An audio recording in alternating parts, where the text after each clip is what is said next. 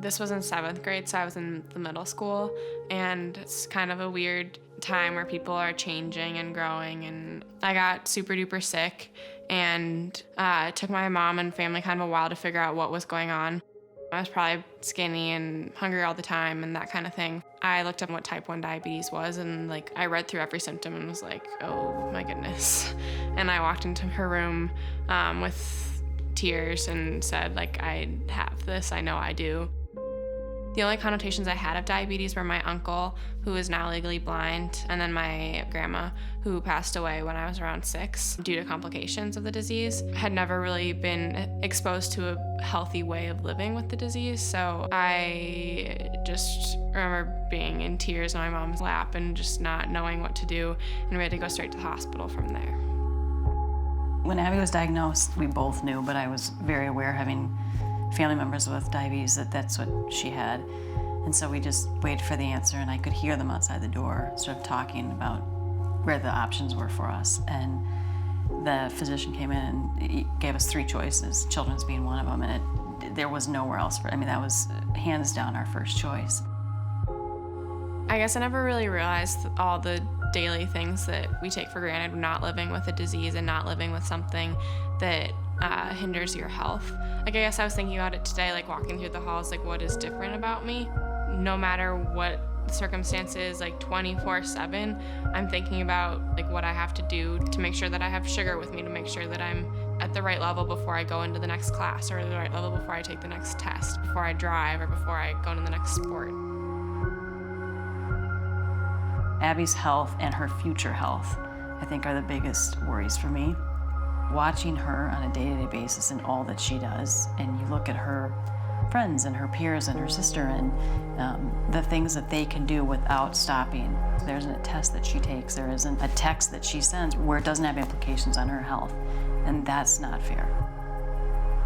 The compounding effect of a bad week exists, and you may not be able to see it in her smiling face or in her having fun with her friends or playing tennis or whatever, but in the back of your mind, today just increased her chances of having a major organ failure by X%.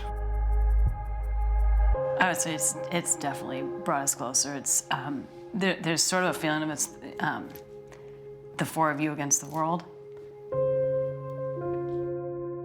You really form a special bond.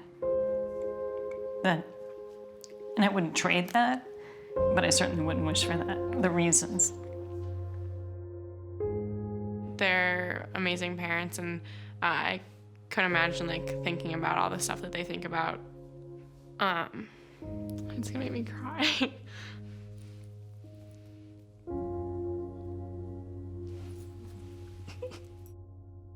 The amount of support that I get from them, I don't think I could do it without that. If I wouldn't be as motivated without their support.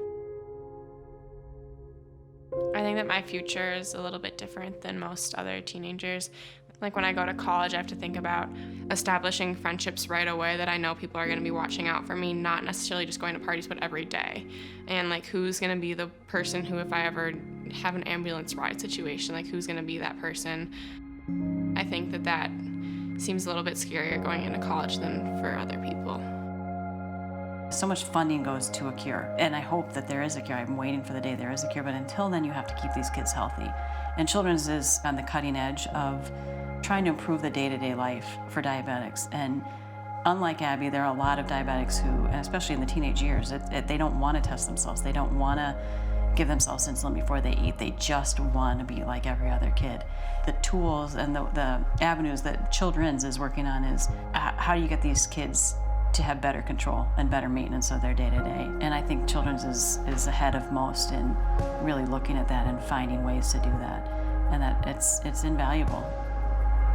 If you don't get it early and you don't get them the education and you don't get these devices, you got to get parents to be inspired to want to help out their kids. And that only comes if people support Children's. Otherwise, diabetes continues to go on as this silent killer that quietly compounds itself over time when people don't have the capacity, the support to monitor it the right way.